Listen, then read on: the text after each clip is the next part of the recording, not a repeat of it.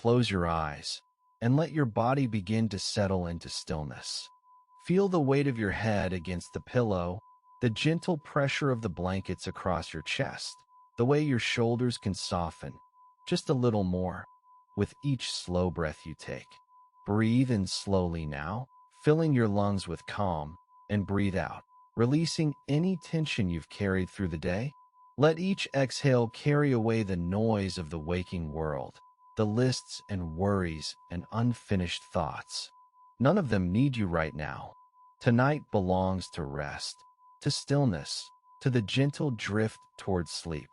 As you lie here, I want you to imagine water. Not rushing water, not crashing waves, but water that is deep and still. Water that holds ancient secrets in its darkness. Water that has been keeping watch over forgotten places for thousands upon thousands of years. Imagine the ocean, not as it appears on maps or in photographs, but as it truly is, vast beyond comprehension, deeper than mountains are tall, darker in its depths than the darkest night sky. This is the ocean that existed long before human memory, the ocean that will exist long after. An ocean that has swallowed entire coastlines, entire civilizations, entire worlds. And somewhere in that darkness, somewhere beneath miles of water and centuries of silence, there may be a city sleeping. A city that once shone with impossible beauty, that once echoed with music and laughter and the footsteps of a people who believed they would last forever. Tonight, as you drift toward your own deep rest, we will journey together to that place of legend and mystery. We will explore the story of Atlantis, the lost civilization that has haunted human imagination for over 2,000 years. There is no need to hold tightly to these words. Let them wash over you like gentle waves. Let them carry you, slowly, softly, into the peaceful depths of sleep. Breathe in once more, and as you exhale, let your body grow heavier. Let the bed beneath you become like the ocean floor, solid and safe and endlessly patient, ready to hold you through the long, quiet hours of the night. Now, let us begin. The story of Atlantis comes to us across an ocean of time, traveling more than 2,000 years from the ancient world to reach our ears tonight. Like a message sealed in a bottle and cast into the waves, it has drifted through centuries, passed from hand to hand, from voice to voice, until it arrives at last in this quiet moment. In this peaceful darkness, where you lie safe and warm and ready to receive it. It was first written down by a Greek philosopher named Plato, a man who lived in Athens around 360 BCE. A man who spent his life asking questions about truth and beauty and the nature of reality. Imagine him now, if you will, an elderly scholar with a long gray beard, sitting in a sunlit courtyard, the warm Mediterranean air carrying the scent of olive trees and distant sea salt. He dips his reed pen into dark ink and begins to write the words that would captivate humanity for millennia to come. Breathe slowly as you picture that ancient study, the papyrus scrolls stacked on wooden shelves, the soft scratch of pen against paper, the golden light filtering through marble columns. Plato had spent decades thinking about justice and virtue and the ideal society, and now, near the end of his life, he chose to tell this particular story, this haunting tale of a paradise lost beneath the waves. Plato wrote about Atlantis in two of his dialogues, works called Timaeus and Critias. In these writings, a character named Critias tells a story that he claims came from his grandfather, who heard it from a great Athenian statesman named Solon, who learned it from Egyptian priests during his travels to the ancient city of Sais.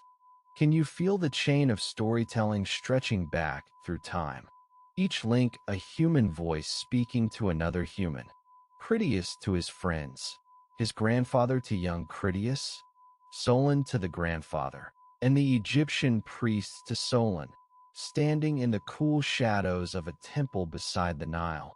surrounded by hieroglyphs that recorded histories older than Greece itself. The Egyptians were the great keepers of memory in the ancient world. Their civilization had already endured for thousands of years when Solon visited them. They looked upon the Greeks as children, newcomers to the story of humanity, and they told Solon of events his own people had long forgotten, of a great island civilization that had existed 9,000 years before. Let that number settle gently into your mind. 9,000 years before Solon's visit, which itself occurred around 600 BCE. This timeline would place Atlantis around 9,600 BCE, at the very end of the last ice age, when the world was a profoundly different place than it is today. Let yourself imagine that ancient Earth for a moment. Breathe slowly as you picture it. Let your eyes rest heavy beneath their lids, and allow the image to form softly, like mist rising from warm water. The ice sheets that had covered much of North America and Europe for tens of thousands of years were finally beginning to retreat. Imagine glaciers miles thick, so massive they pressed the very bedrock of continents downward with their weight. These frozen giants had locked away so much of the planet's water that sea levels stood hundreds of feet lower than today. Land bridges connected continents that are now separated by ocean. Islands that have long since drowned still rose proud above the waves. But the climate was changing, slowly at first, then with increasing speed. Glaciers miles thick were melting, releasing unimaginable quantities of water into the oceans. Sea levels were rising dramatically, sometimes by several feet in a single human lifetime.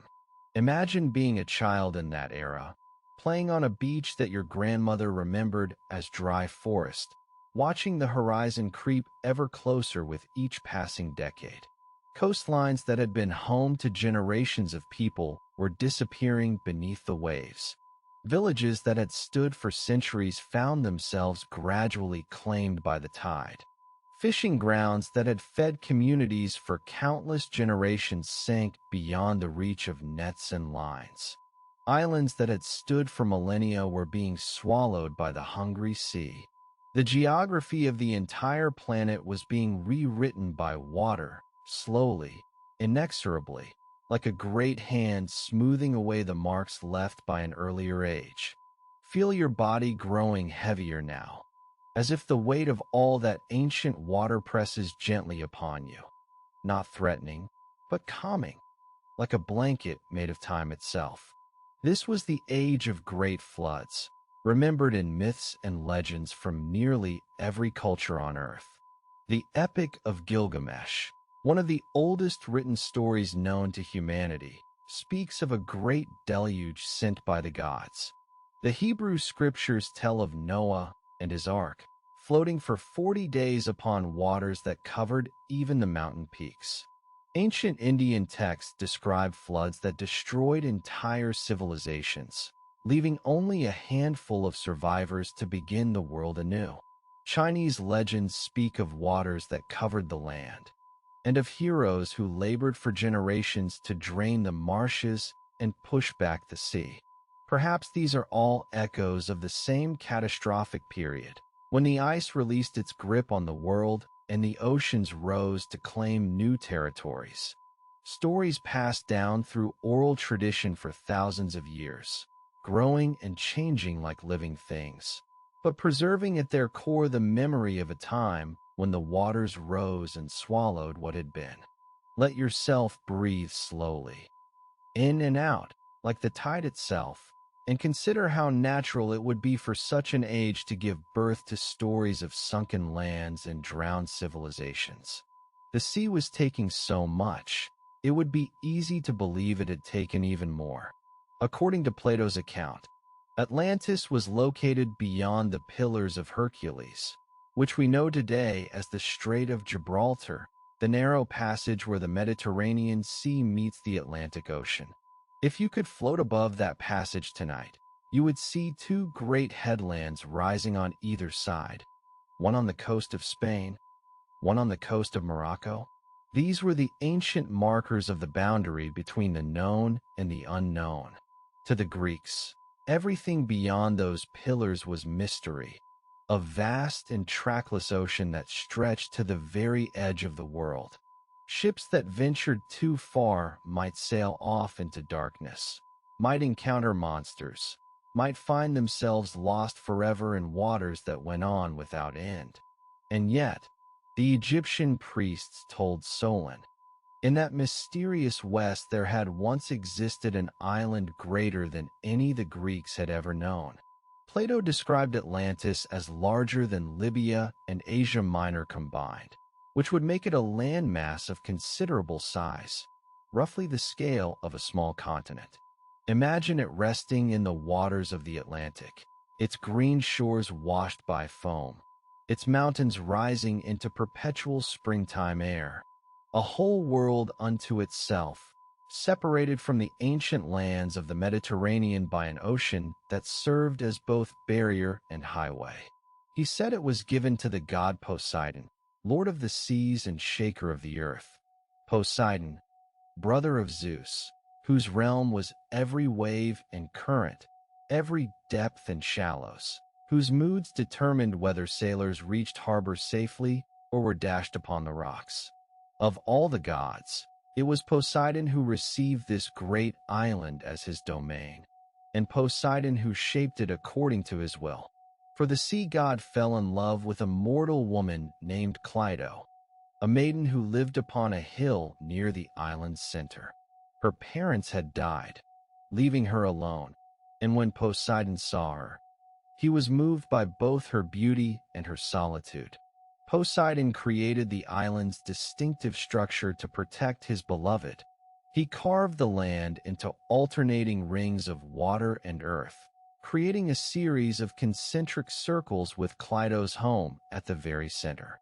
Like the rings that spread outward when a stone drops into still water, these bands of sea and land encircled the inner hill, making it impossible for any mortal to reach Cleito without the god's permission. This pattern, rings within rings, would become the defining image of Atlantis in human imagination. Let it form in your mind now, soft and dreamlike, concentric circles of blue water and green land, each ring smaller than the one before, drawing the eye inward toward a central island where a temple gleams white against the sky. The Atlanteans, according to Plato, possessed extraordinary wealth and knowledge. Their island was rich in precious metals, including a mysterious substance called orichalcum, which glowed like fire and was more valuable than anything except gold. No one today knows exactly what orichalcum was. Some scholars believe it was a kind of bronze or brass. Others think it may have been a metal alloy now lost to time.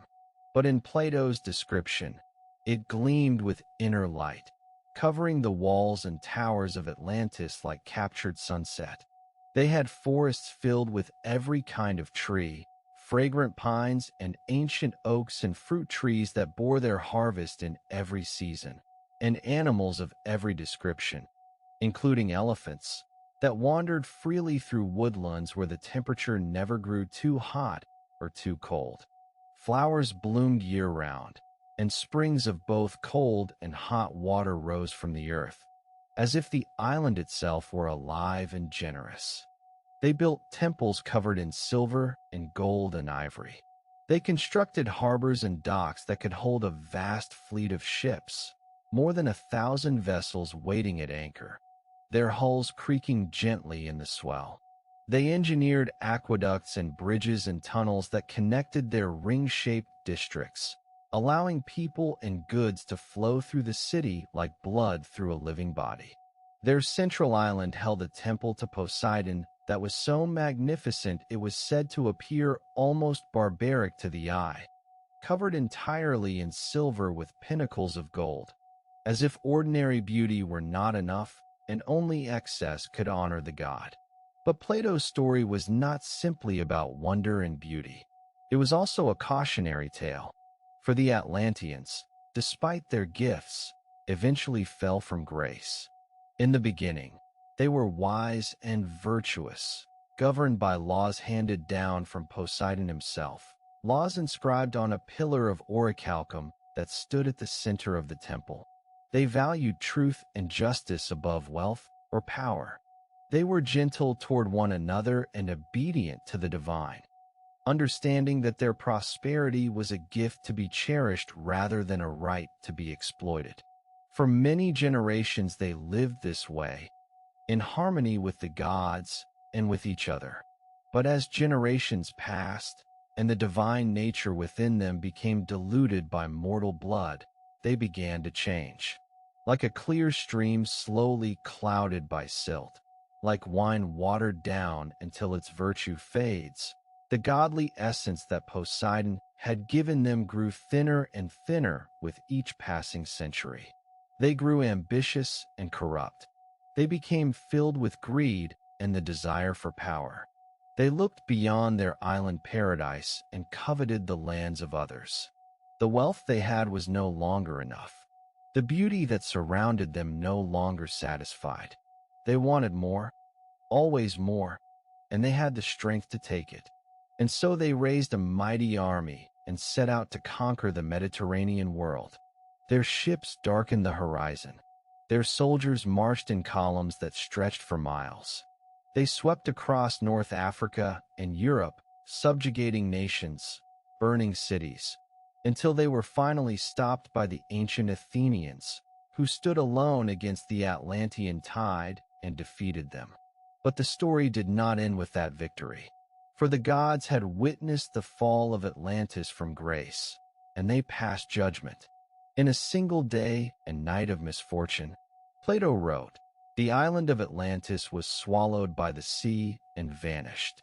Not a slow decline over centuries, not a gradual erosion of power, but a sudden and complete annihilation. One day the greatest civilization the world had ever known. The next day nothing but dark water and silence. Let that image settle into your mind now. A whole civilization, with all its temples and harbors and the accumulated wisdom of ages, disappearing beneath the waves in the span of one day, one night. Gone so completely that only legends remained. Only stories told by old priests in far-off Egypt, passed down and down until they reached Plato's waiting ear.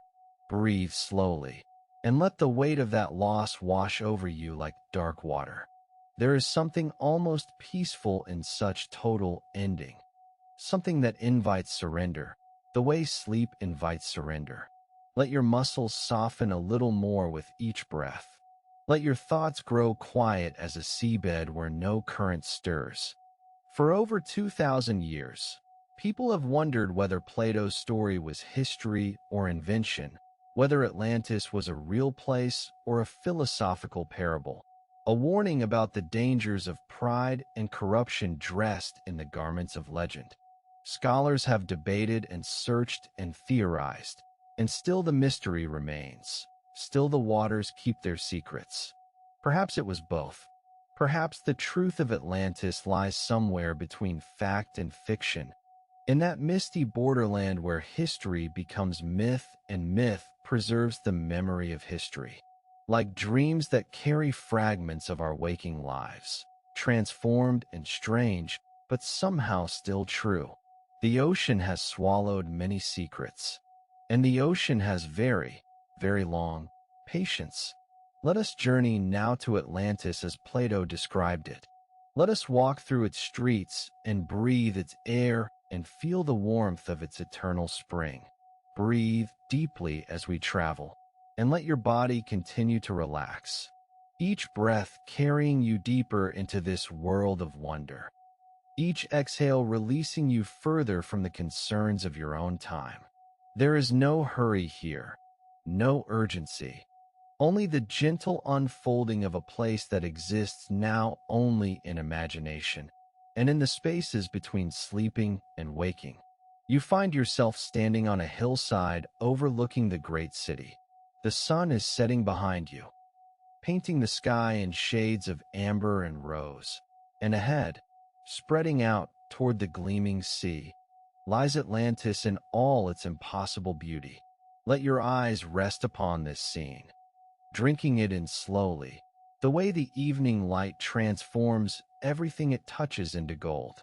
The air is warm but not hot, carrying just the faintest breath of coolness from the sea beyond, and you can feel it on your skin like silk. The first thing you notice is the pattern, those famous concentric rings of land and water. From this height, you can see how they radiate outward from the central island. 3 rings of water alternating with 2 rings of land, all surrounding the sacred center where the palace and the great temple stand. The geometry is perfect, as if designed by the gods themselves, each ring precisely measured, each canal flowing with water so clear it seems to hold the sky within it. The rings of water catch the fading sunlight and glow like bands of molten gold. Each canal is wide enough for a great ship to pass, and you can see vessels moving slowly along them, their sails furled as oarsmen guide them toward the outer harbor. The rhythmic splash of their oars reaches you faintly, a gentle percussion that seems to match the beating of your own heart, slow and steady and calm. The water is so clear you could count the fish swimming beneath the surface if you looked long enough. Silver shapes darting between the shadows of the boats, catching the light and vanishing again. Bridges span the waterways, carved from white stone and wide enough for several wagons to pass at once. Some are covered, creating cool shaded passages where merchants can sell their wares protected from the midday sun. Their roofs are tiled in terracotta, some painted in blues and greens that echo the sea, and vines have been trained to grow along their pillars, hanging clusters of purple grapes within easy reach of those who pass beneath. You watch as people cross these bridges, tiny figures from this distance, going about the business of their lives in a city that does not know it will one day become the greatest mystery in human history. Let yourself breathe in the air of this ancient place. It carries the salt of the nearby sea, the sweet fragrance of orchards in bloom, the deeper green scent of forests that stretch toward the mountains in the north. There are notes of jasmine here too, and something like honeysuckle, flowers that open their petals as evening approaches, releasing their perfume into the cooling air. Atlantis is blessed with a climate of eternal mildness, never too hot, never too cold, a paradise sustained by the favor of Poseidon himself. Feel how easy it is to breathe here, how the air seems to fill your lungs without effort, clean and sweet and ancient. As you descend the hillside and approach the outer wall, you begin to appreciate the true scale of Atlantean construction. The wall that encircles the entire city is made of stone covered in bronze, and it catches the last light of the sun like a ring of fire. The metal has been polished until it gleams, and you can see your reflection in it as you draw near, distorted and dreamlike. A ghost visiting from a future the Atlanteans could never have imagined. Beyond it, you know there are 2 more walls, one covered in tin that shines like silver, and innermost of all, a wall covered in orichalcum, that mysterious metal that glows with a reddish light all its own. The guards at the outer gate are tall and bronze-skinned, dressed in armor that gleams with intricate engravings. Spirals and waves and images of sea creatures adorn their breastplates, each piece a work of art as much as protection. They carry spears tipped with orichalcum, and their helmets are crested with white horsehair that stirs in the evening breeze. Their eyes are watchful but not hostile. They have the calm confidence of those who protect something precious, something they believe will stand forever. They do not challenge you. In this dream of a lost world, you are merely an observer, invisible, drifting through like the evening mist that is beginning to rise from the canals.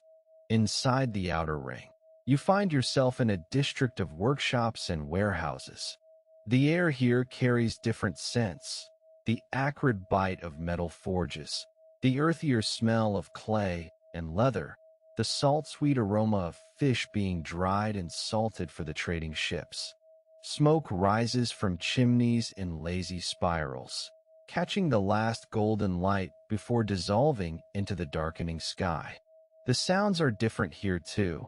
The ring of hammers, the creak of wooden wheels on stone streets, the calls of workers finishing their day's labor. Even at this hour, craftsmen are still at work. You pass a pottery shop where a woman shapes a vessel on a spinning wheel, her hands moving with the certainty of long practice. Clay rises between her fingers like something alive, taking form through some mysterious collaboration between her will and the earth itself. Her face is serene, focused, lost in the meditation of creation. Her creations will travel across the known world, carrying Atlantean wine and olive oil to distant shores, to tables where people will wonder at their beauty without knowing the hands that made them. In another workshop, a metalworker hammers sheets of bronze into armor, each strike ringing clear in the cooling air. The rhythm is steady, almost musical, and you find yourself breathing in time with it. Strike, pause, strike, pause.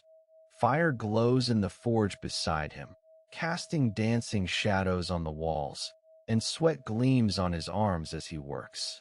He too is lost in his task, in that peaceful state where the work becomes everything and time loses its meaning. The people of Atlantis come in many varieties. Some are tall and fair, descendants perhaps of the first Atlanteans who sprang from the union of Poseidon and Cleito, with eyes the color of the sea and hair like sunlight on waves. Others are darker, traders and settlers from the lands the Atlanteans have touched, from the coasts of Africa and the islands of the Great Sea. Their blood has mingled over generations, creating a people as varied as the flowers in an Atlantean garden. Still others are clearly foreign, merchants from Egypt wearing white linen, visitors from the lands to the east with their strange and beautiful garments, all drawn to this wonder of the world and bringing back tales that will echo through millennia. As you walk deeper into the city, crossing the first bridge over the first ring of water, the character of the streets begins to change. Pause here for a moment on the bridge. Feel the stone warm beneath your feet from the day's sun.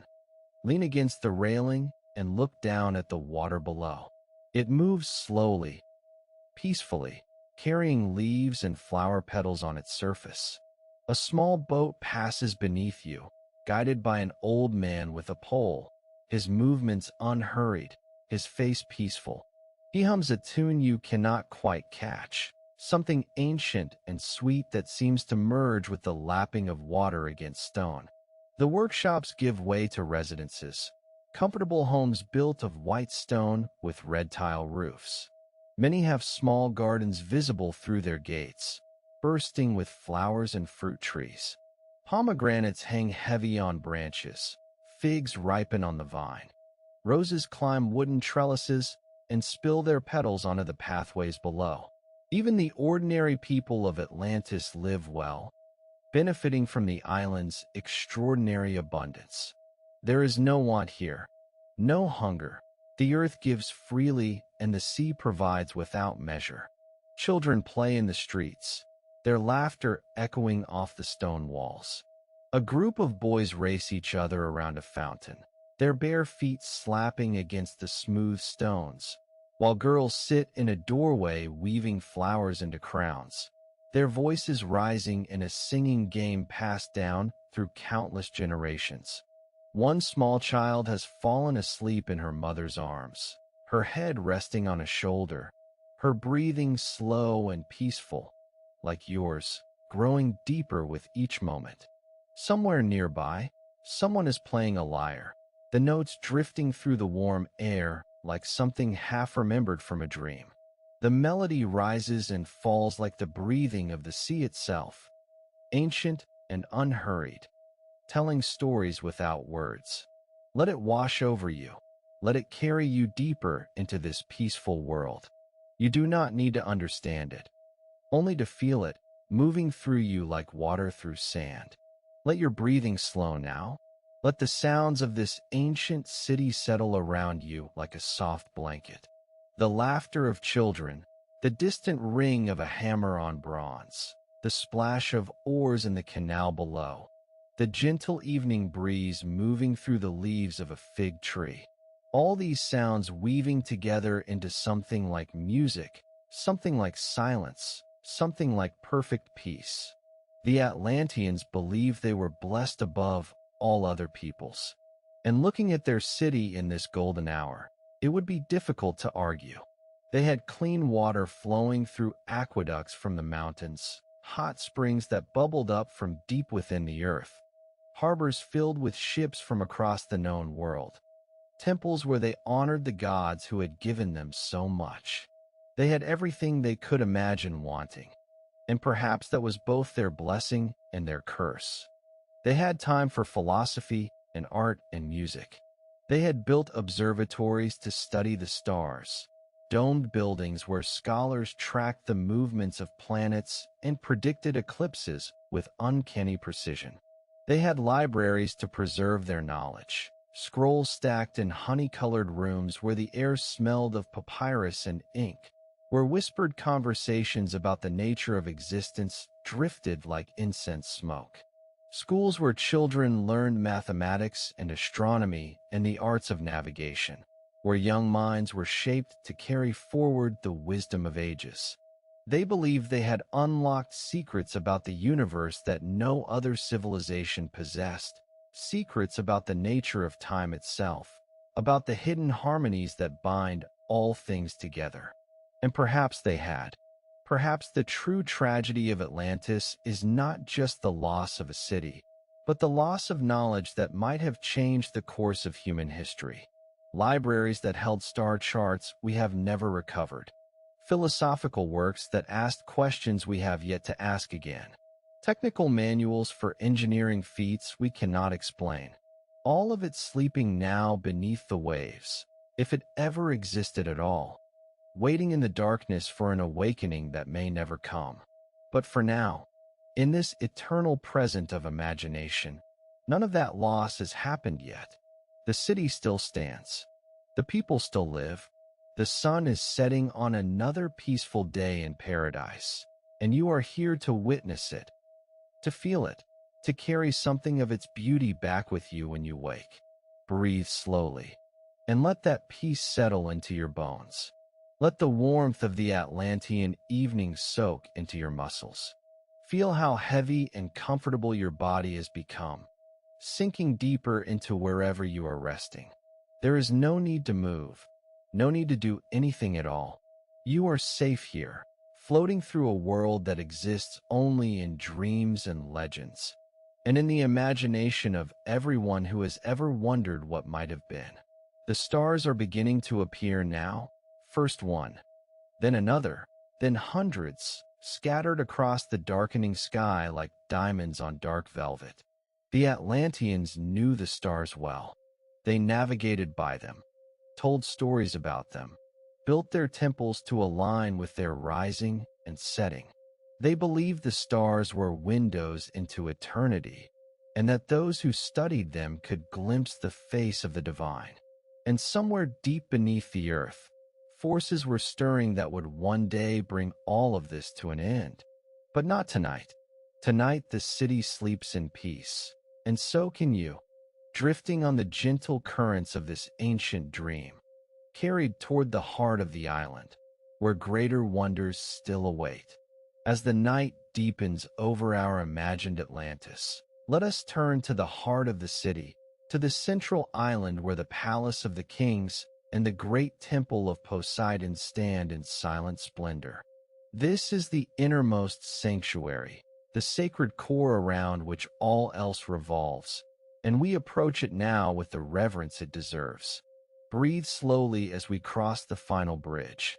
Feel how your body grows heavier with each step, how the darkness seems to wrap around you like a soft cloak.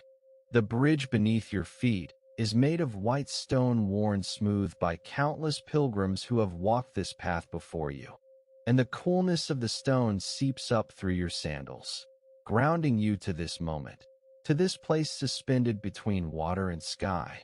The torches along the bridge cast dancing shadows on the water below, and the reflection of their flames seems to reach down into infinite depths. Orange and gold ripple across the surface, then dissolve into blackness where the light cannot follow. The canal here is perfectly still, so still that you cannot tell where the water ends and the sky begins. And for a moment you feel as though you are walking across a bridge of stars, suspended in the heavens themselves. Let your eyes grow heavy as you gaze at this reflection. Let the gentle sound of your footsteps, barely audible against the ancient stone, become a kind of meditation, a rhythm that carries you forward without effort. The air grows warmer as you approach the central island, heated by the natural hot springs that bubble up from deep within the earth, and this warmth embraces you, welcomes you, invites you to let go of any remaining tension. The central island is small compared to the surrounding rings, perhaps half a mile across, but it holds the most sacred and magnificent structures in all of Atlantis. Here the original hill once stood, the hill where Poseidon first laid eyes on Cleito, where he carved the earth itself to protect her. This is where the story began, and this is where the greatest glories of Atlantean civilization have been concentrated, layer upon layer of devotion built up over millennia. At the island's heart stands the Temple of Poseidon, and even by torchlight, its beauty takes your breath away. You find yourself stopping on the bridge, unable to move forward, simply gazing at what rises before you. The temple is surrounded by a golden fence, its bars catching the torchlight and holding it, creating a boundary of fire between the sacred and the ordinary. No one may enter except the priests and the kings who come to make offerings. But even from where you stand, you can see the exterior clearly, and what you see will stay with you through all the dreams to come. The walls are covered entirely in silver, which glows with a pale blue light under the stars. This silver seems almost alive, breathing with the night, reflecting not just the light of the torches and stars, but something deeper, something that comes from within the metal itself, as though the walls remember the touch of the god who blessed this place.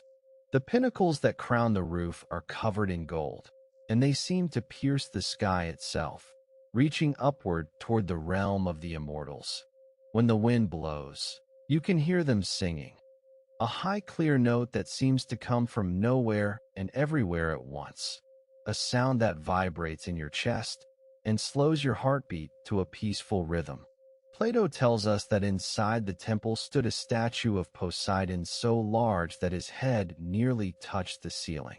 The god was depicted standing in a chariot drawn by 6 winged horses, their manes flowing as though caught in an eternal wind, their eyes bright with divine fire. Around them swam 100 nereids riding dolphins, each one unique, each one crafted with such skill that they seemed to move in the flickering lamplight. The entire statue was made of gold, and it was so magnificent that visitors would weep at the sight of it. Imagine what that must have been like, to stand in the presence of such beauty, to feel something so perfect that tears came unbidden to your eyes. Not tears of sadness, but of recognition, of understanding that mortal hands had somehow touched the divine. Let yourself feel a shadow of that emotion now, that deep peace that comes when we encounter true beauty. Let it wash through you like warm water, softening every hard edge, dissolving every worry. Around the temple lay sacred groves where trees had grown for centuries undisturbed.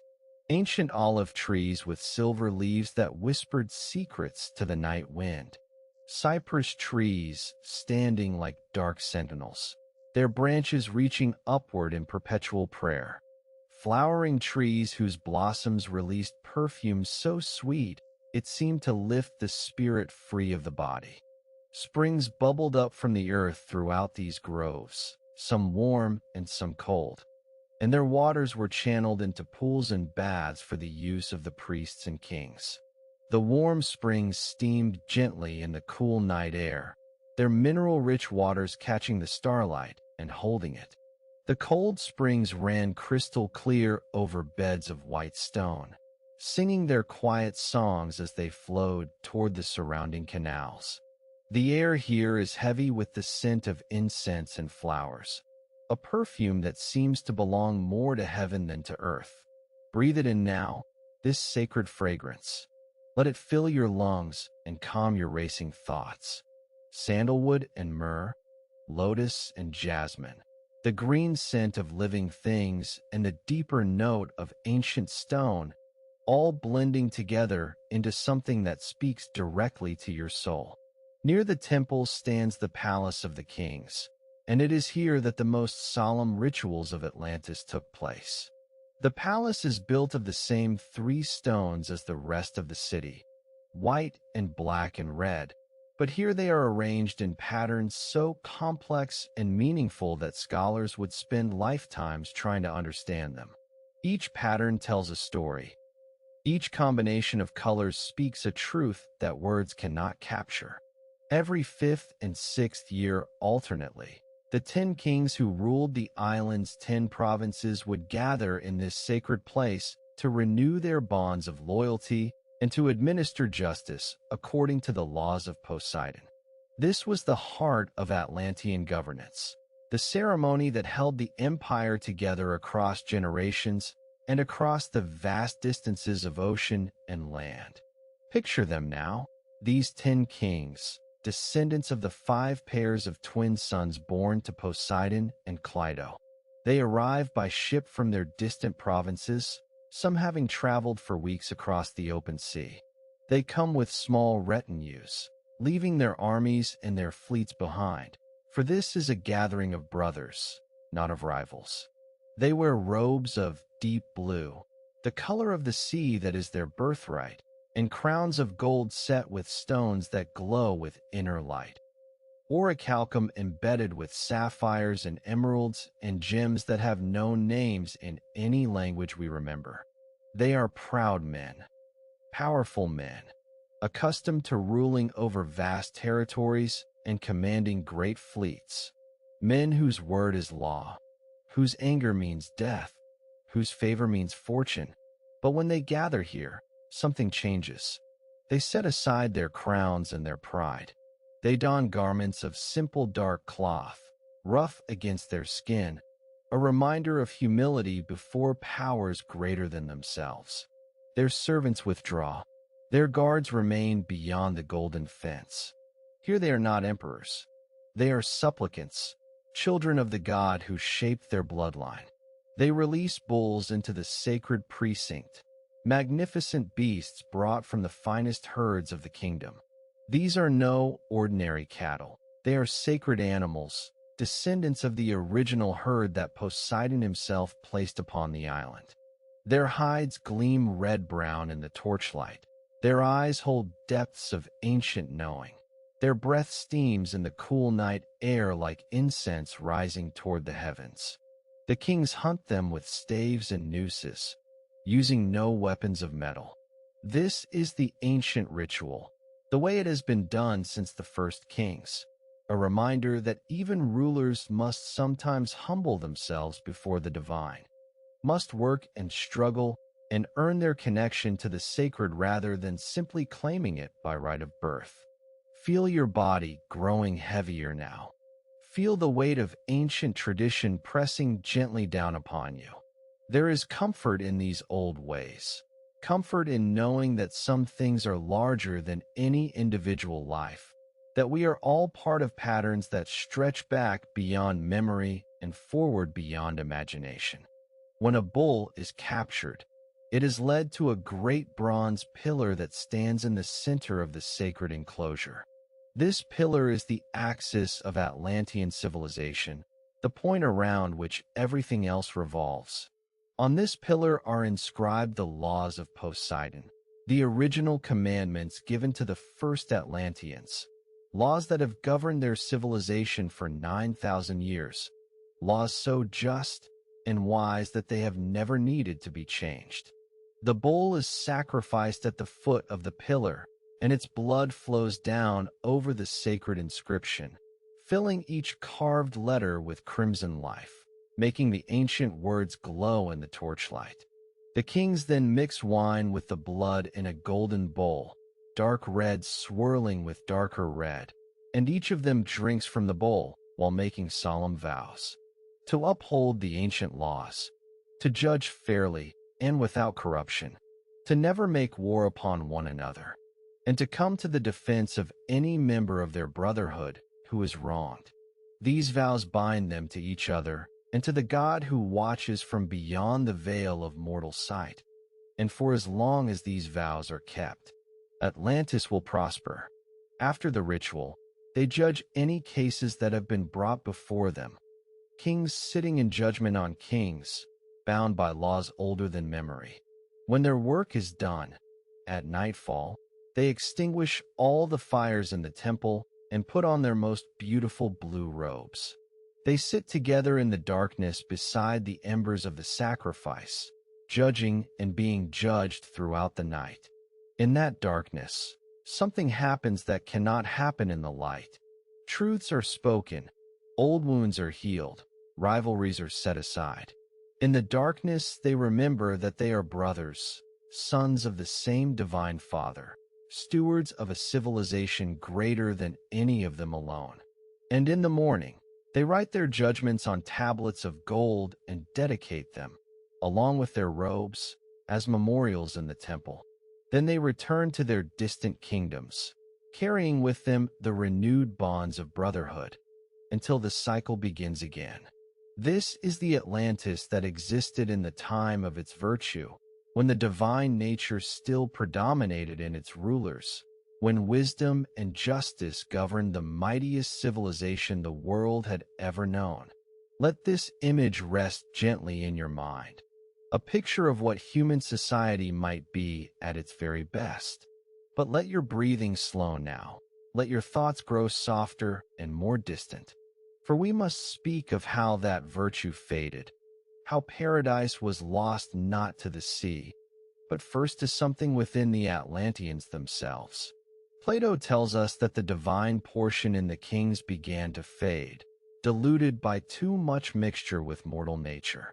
Generation after generation, the blood of Poseidon grew thinner, the divine spark grew dimmer, until at last the kings could no longer see what true happiness was.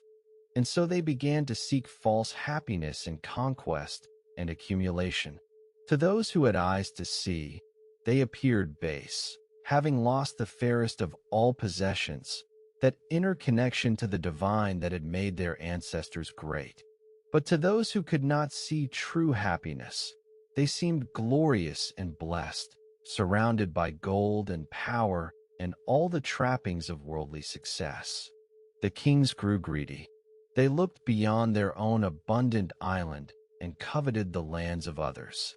They raised a mighty army and a fleet of 1,200 ships, and they set out to conquer the world, believing that if they could possess everything, they would finally feel complete. They swept across North Africa, conquering everything as far as Egypt. They crossed into Europe and subjugated everything as far as Italy. They seemed unstoppable, a force of nature, the wrath of gods made manifest in human form. But they were no longer serving divine purpose. They were serving only themselves. And then they were stopped by Athens. According to Plato, the ancient Athenians, ancestors of his own people, stood alone against the Atlantean tide when all other nations had fallen or surrendered. They fought with courage and skill and eventually drove the invaders back, liberating all who had been enslaved. And then the gods passed judgment. We do not know if there was warning, if priests saw omens in the stars or felt tremors in the earth. We do not know if the common people of Atlantis understood what their kings had brought upon them. We only know the end. There were violent earthquakes and floods. Plato says, and in a single day and night of misfortune, the island of Atlantis, with all its temples and palaces, its gardens and harbors, its 10,000 years of accumulated wisdom, disappeared into the depths of the sea. Let that image wash over you now, not with terror, but with the deep peace of acceptance. Feel the trembling of the earth beneath your feet, the crack of stone, and the roar of falling buildings. And then, the water, the great wave rising from the sea, higher than the tallest tower, blocking out the stars as it curled over the doomed city. And then, silence. Breathe slowly. Let the weight of that moment settle through you like sediment drifting to the ocean floor. Whatever happened to Atlantis happened so long ago that even its memory became legend, and legend became myth, and myth became a story told by an old man to a young philosopher in Athens, who wrote it down so that we might wonder about it still. The ocean closed over Atlantis, and the silence that followed was deeper than any silence before. It was the silence of a world that had lost something precious, the silence of forgetting, the silence of the very deep places of the sea where no light ever reaches. And perhaps, in that silence, Atlantis found a kind of peace. Perhaps the souls of its people, released from their ruined bodies, drifted upward through the dark water like bubbles rising toward the light. Perhaps they found rest in some other realm, beyond the reach of memory or time. Let your own body find rest now. Let your muscles release any remaining tension. Let your thoughts slow to a gentle drift, like debris settling slowly toward the ocean floor. There is no need to hold on to anything. Everything is settling. Everything is finding its place of rest. And so we come to the mysteries that remain, the questions that have haunted scholars and dreamers for more than 2 millennia. As you lie here in the darkness, let these mysteries wash over you like deep water, cool and gentle and endlessly patient. There is no need to solve them, only to wonder, only to drift among possibilities like a small boat carried by invisible currents. Breathe slowly now, and feel your body growing heavier, more relaxed with each breath, as if you too were sinking slowly into some ancient depth where all questions become soft, where all seeking becomes surrender, where the mind finally rests in the presence of things it cannot know. Was Atlantis real, or was it simply a story Plato invented to illustrate philosophical truths about pride and corruption and the judgment of the gods? Scholars have debated this for centuries, generation after generation, turning the evidence over in their hands like smooth stones worn by time. And still they have not reached agreement. Still the mystery remains, perfect and untouched, like a pearl resting on the ocean floor. Plato's student Aristotle believed the whole thing was fiction, a parable designed to teach moral lessons. He is said to have remarked that Plato alone made Atlantis arise, and Plato alone made it sink. The philosopher creating worlds with his words alone, the way a dreamer creates landscapes in the theater of sleep. But others, even in ancient times, believed the story preserved genuine memories of a lost civilization, echoes of something that had truly existed before the great forgetting. Let your eyes grow heavy now. Let your breathing deepen. There is something restful in not knowing, something peaceful in allowing mystery to remain mystery. The mind does not always need answers. Sometimes it only needs permission to wonder, to float, to drift. If Atlantis was real, where was it located? The question hangs in the darkness like a single star, and from it, countless possibilities radiate outward. The traditional interpretation places it in the Atlantic Ocean, somewhere west of Gibraltar, beyond those ancient pillars where Hercules marked the boundaries of the known world. Perhaps near the Azores Islands, those green peaks rising from impossible depths, which some have suggested are the mountain tops of a sunken landmass, the the last visible remnants of a drowned continent. Imagine standing on those islands, feeling the Atlantic wind on your face, knowing that beneath your feet, miles below the waves, something vast and forgotten might lie sleeping in the darkness. The thought is strange and thrilling and somehow peaceful, like remembering a dream you cannot quite hold on to. Others have proposed the Mediterranean, pointing to the volcanic destruction of the island of Thera around 1600 BCE, an event of almost unimaginable violence. When the mountain exploded, it sent waves 200 feet high crashing across the sea. It buried cities in ash. It blotted out the sun for weeks. It devastated the Minoan civilization and may have inspired the legend of a great power destroyed in a single day and night of misfortune. Picture the moments before that cataclysm. The ordinary morning in the Minoan ports, merchants arranging their wares, children playing in the streets, priests making offerings in the temple. And then, the mountain beginning to shake, the sky beginning to darken, the sea pulling back from the shore in that terrible sign that those who live by the water learn to fear.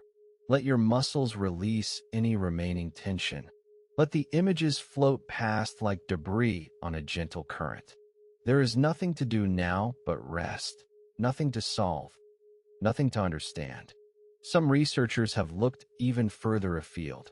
Antarctica, they suggest, might be Atlantis, covered by miles of ice after a catastrophic pole shift. They point to ancient maps that seem to show the continent's coastline before the ice covered it. How did medieval cartographers know what lay beneath the frozen surface? Unless they were copying from older sources, maps drawn when the world was different, when lands now buried in ice lay open to the sun. Others point to the Caribbean, to Indonesia, to the coast of Spain where the city of Tartessos once flourished and then vanished without explanation, to Ireland, where ancient myths speak of magical islands sinking beneath the waves.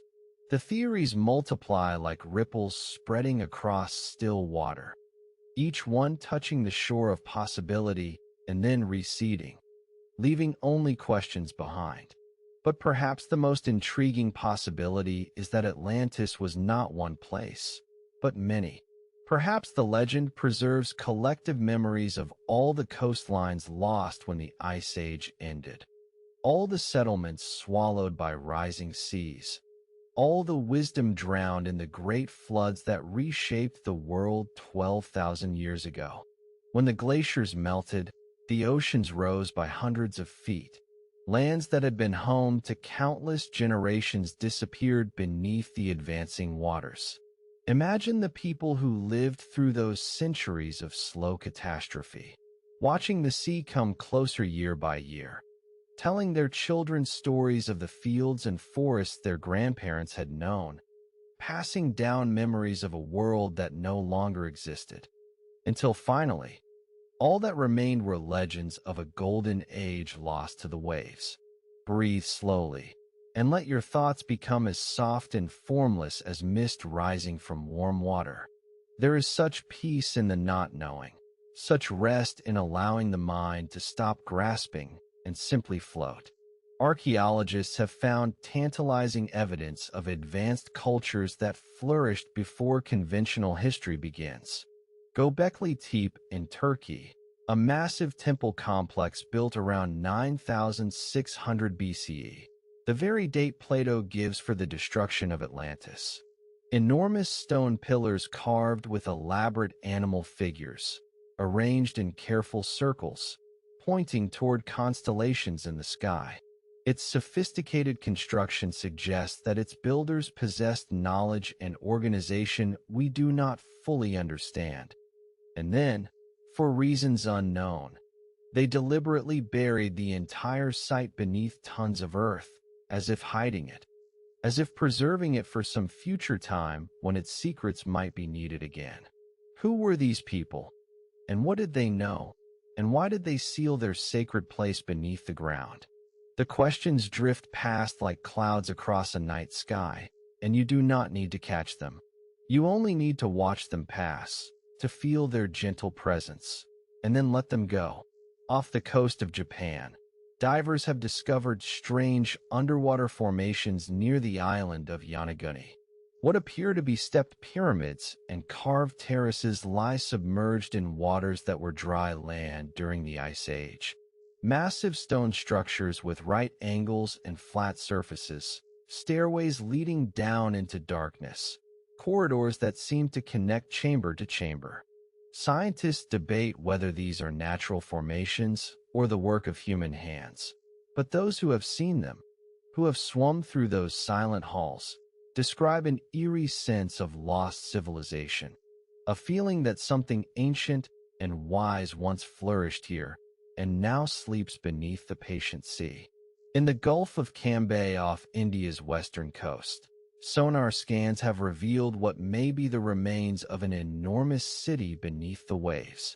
Structures stretching for miles across the seabed, what appear to be streets and foundations and public buildings, all drowned beneath waters that have kept their secrets for 10,000 years. Artifacts dredged from the site have been dated to the very period when Plato says Atlantis flourished. When the divers bring these objects to the surface, they bring with them the silence of ages, the weight of forgotten time. Feel now how your body has grown heavy and warm, how your thoughts have slowed to a gentle drift, like debris settling slowly toward the ocean floor. There is no need to hold on to anything. Everything is settling. Everything is finding its place of rest. And then there are the myths themselves. Nearly every coastal culture on Earth preserves legends of a great flood, of lands lost to the sea, of survivors who carried ancient wisdom to new shores. The Egyptian priests who told Solon about Atlantis claimed that the Greeks had forgotten their own ancient history due to periodic catastrophes. They said that only in Egypt were the oldest records preserved, written on temple walls and papyrus scrolls, waiting for someone wise enough to understand them. What might those records have contained? What knowledge was lost when the Library of Alexandria burned? Those flames-consuming scrolls that might have held the truth about Atlantis, about the origins of civilization, about wisdom accumulated over thousands of years. What secrets were buried with the pharaohs in chambers we have not yet discovered? What truths lie sleeping still beneath the sands of Egypt or the waters of the Mediterranean? Let these questions grow soft and fuzzy at the edges now. There is no need for answers tonight. Only the gentle wondering. Only the possibility that the world holds more secrets than we know, and that some secrets are meant to be kept, meant to remain mysteries, meant to invite us into the peaceful state of not knowing that is so close to sleep. Perhaps somewhere beneath the ocean, the ruins of Atlantis still exist. Coral has grown over the temples, encrusting the golden pinnacles in white and pink and purple, living things making their homes among the stones of the dead city. Fish swim through the grand halls where kings once feasted, their scales catching what little light filters down from the distant surface.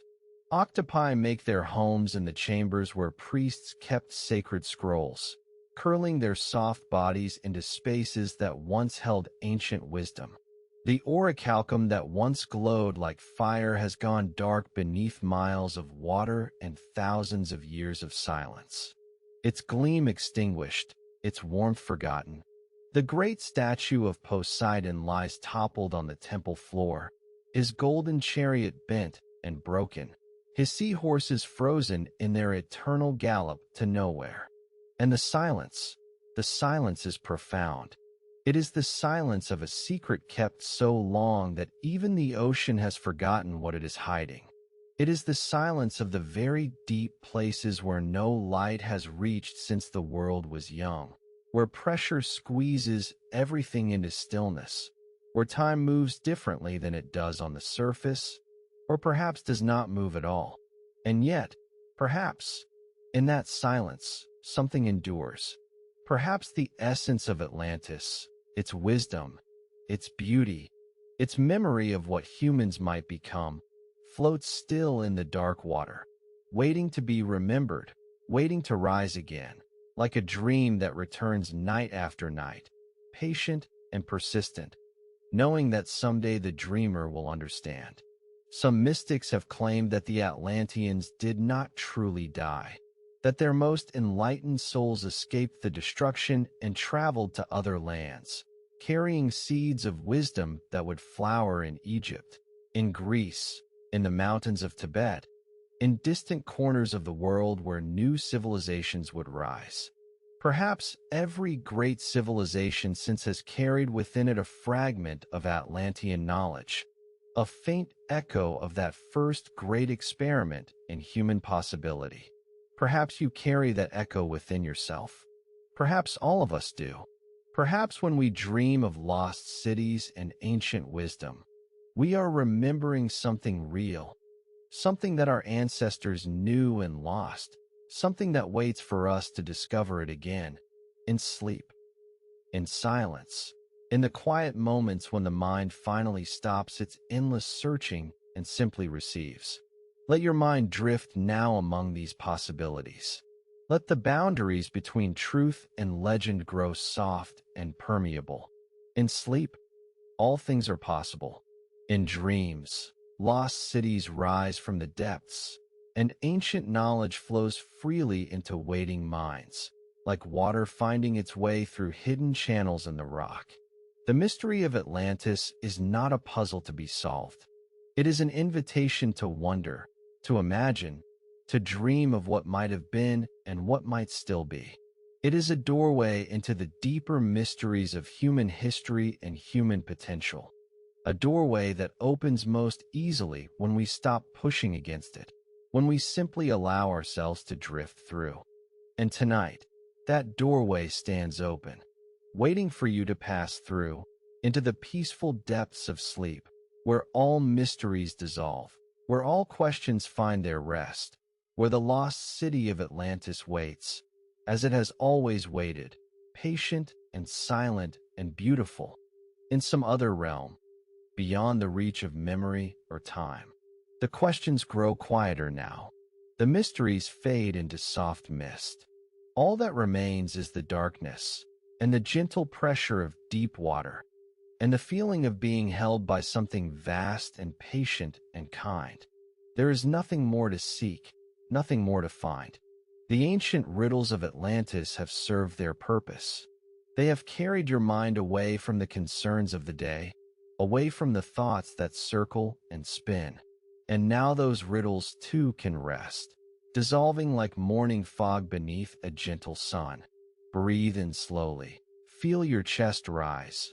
Feel the air fill your lungs like warm water filling a vessel, and breathe out, letting everything go, letting the breath carry away whatever remains of tension, whatever remains of thought, whatever remains of the need to know or understand. There is nothing you need to understand tonight, nothing you need to remember, nothing you need to do. The only task that remains is the easiest task of all, the task of letting go, the task of allowing sleep to find you. You are drifting now, drifting down through layers of warm dark water. Each layer is softer than the one before. Each layer is darker, quieter, more peaceful. Each layer carries you deeper into rest, deeper into the welcoming arms of sleep. Feel how the water surrounds you, not cold, not pressing, but gentle as silk, gentle as the softest blanket you have ever known. It holds you without grasping, supports you without effort. You could stay here forever, suspended in this perfect warmth, this perfect stillness. Feel the weight of your body, how heavy your arms have become, lying at your sides like driftwood on a calm sea. How heavy your legs, sinking into the mattress as if sinking into soft sand. Your muscles have forgotten how to hold tension. They have remembered how to let go. They have remembered what they knew before worry taught them to clench and grip. Your shoulders have dropped away from your ears. Your jaw has unclenched. Your forehead is smooth and soft. Even the tiny muscles around your eyes have released their hold. There is no effort left in your body, only surrender, only peace. The ancient city is far below you now, lost in depths where no light reaches, where no sound penetrates, where time itself stands still. But you are not going to those depths. You are floating, suspended in warmth and darkness, perfectly safe, perfectly still, perfectly at ease. Breathe slowly and feel the rhythm of your breath becoming the rhythm of gentle waves, rising and falling, rising and falling, endlessly patient, endlessly peaceful. This rhythm has existed since the first ocean formed, since water first learned to move in this ancient dance. And now your breath joins that rhythm, becomes part of something timeless and vast. The stories have done their work. They have carried you away from the waking world, away from time and worry and the need to think, away from everything that does not serve your rest. Now there are no more stories, only the echo of stories, fading like ripples spreading across still water, growing fainter and fainter, until only stillness remains. Only rest, only the soft darkness, only sleep. If thoughts arise, let them drift past like fish in dark water, silver shapes that catch no light, moving through the depths on journeys of their own. You do not need to follow them. You do not need to catch them. You do not need to name them or understand them. They are going somewhere else, somewhere that is not your concern, somewhere far from this place of rest. Watch them pass, if you wish, or let your attention drift away from them entirely. It does not matter. Nothing matters now but the slow descent into sleep. Your eyelids are heavy, so heavy, heavy as stones worn smooth by centuries of water. They have no desire to open. They want only to rest, to seal away the world, to let the darkness in, to let the darkness become everything. Feel how your body has melted into the bed, how the boundary between yourself and the softness beneath you has grown thin, almost invisible.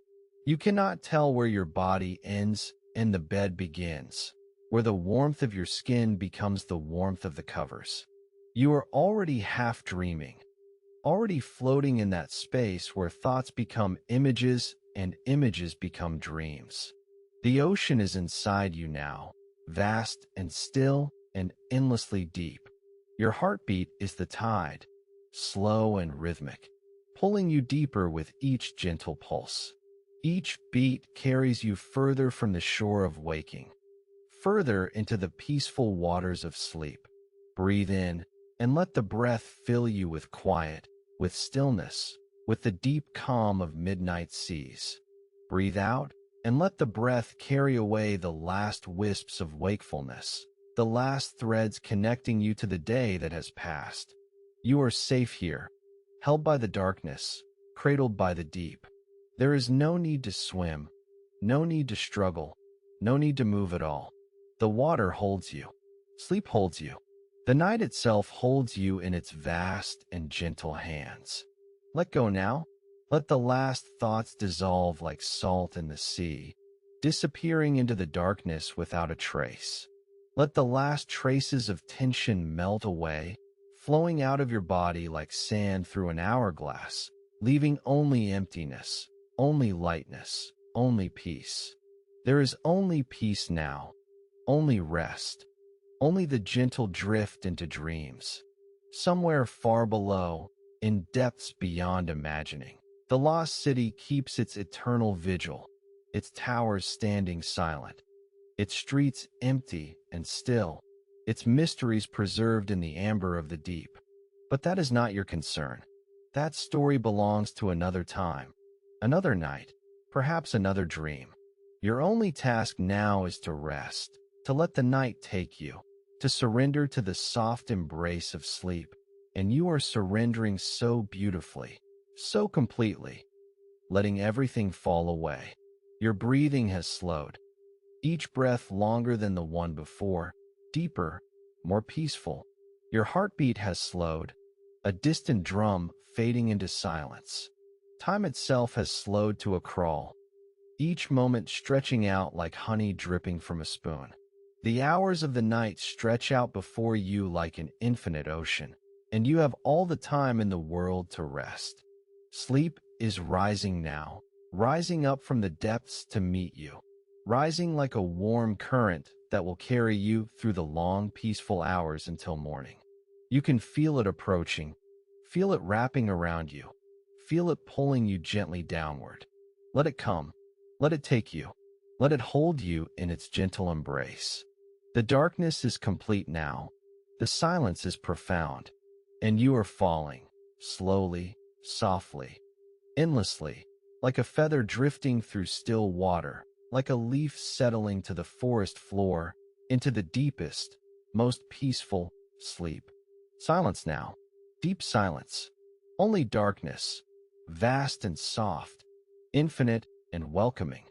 You are far from the surface, far from thought, far from everything but rest. There is nothing left to do, nothing left to consider, nothing but this perfect stillness that surrounds you. The weight of the ocean holds you, gentle, safe, like being wrapped in the softest blanket ever woven. Feel how it supports every part of you, how it asks nothing of you, how it simply holds you in its ancient embrace. There are no more words needed, no more stories, only sleep. The tale of Atlantis fades like morning mist, dissolving into the warm darkness that now fills every corner of your awareness. Breathe slowly and let go. Each breath barely a whisper now. Each exhale carrying you deeper, further, into perfect rest. The lost city sleeps beneath the waves, and so do you. Its towers dream in the deep, its gardens sway in eternal twilight. Its secrets rest undisturbed, just as you rest now, undisturbed, at peace. Darkness, warmth, stillness. These three companions stay with you through the long hours ahead, asking nothing, giving everything. The ancient silence wraps around you, protecting you, holding you through the long night. This is the same silence that has protected Atlantis for millennia, patient, eternal, kind. Rest now, rest deeply, rest completely. There is nowhere else to be, nothing else to become. You are exactly where you need to be. The ocean keeps its secrets, and tonight, so do you. Let them wait until morning. Let everything wait. For now there is only this moment, this breath, this perfect darkness. Sleep, deep sleep, endless peaceful sleep. Let the darkness hold you. Let the silence cradle you. Let sleep carry you through the night, like gentle currents carrying you home. All is well, all is peaceful, all is rest. Sleep now, sleep, sleep.